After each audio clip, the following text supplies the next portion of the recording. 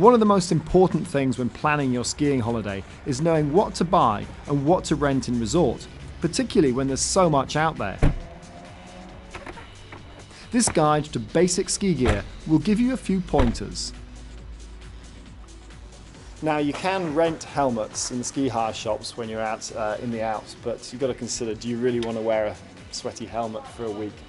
Prices range from the lightest on the market, over 200 quid, to down around £45. You can get helmets as well that come with built-in headphones so that you can plug your iPod in while you're riding around.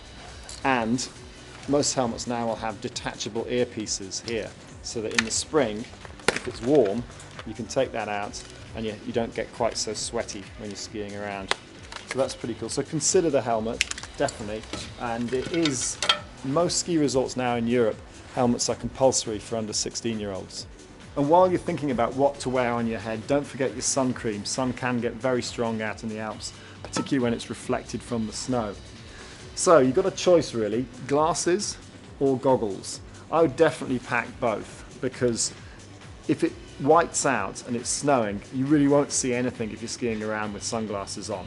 With your goggles, the most important thing is the lens. Now, this will generally be marked on the box.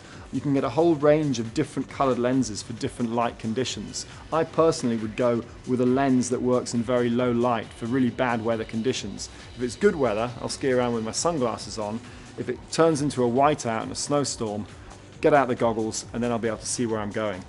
One thing it's worth spending a bit of money on, particularly if you're going midwinter when it's going to be really cold, is gloves. If you do get cold hands, it can really ruin your holiday. Now, there's two ways to fight this. You can either go with an inner glove, so a thermal, like a silk glove, or you can go with mitts. Mitts are warmer than gloves, particularly for snowboarders. These gloves were designed for snowboarders because they've got a built-in wrist protecting system. There we go. If I put my hand in the glove and pull that out, you can see it's got an inner glove with a built-in wrist guard, and that all fits inside your mitt. Well, we've done head and hands, but what about the rest of the body?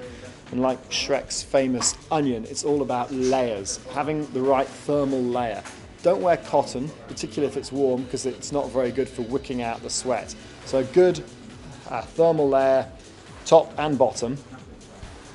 You can even get thermals that will supposedly improve your performance.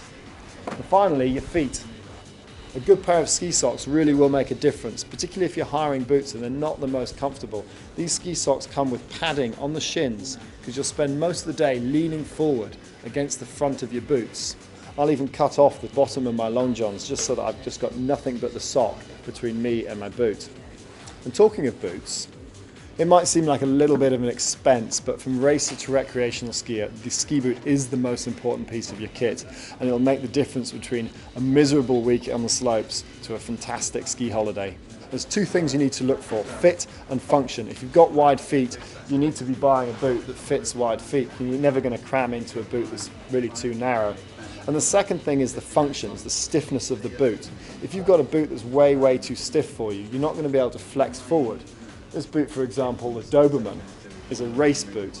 If you're a recreational skier who doesn't ski aggressively on the mountain, you're not going to be able to flex this boot and you're not going to be able to ski properly.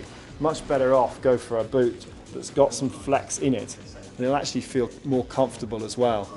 I would say buy in the UK as well, so that you can take them back and you can get them fitted. You can even get insoles made up so that you can get the comfort absolutely spot on before you go skiing.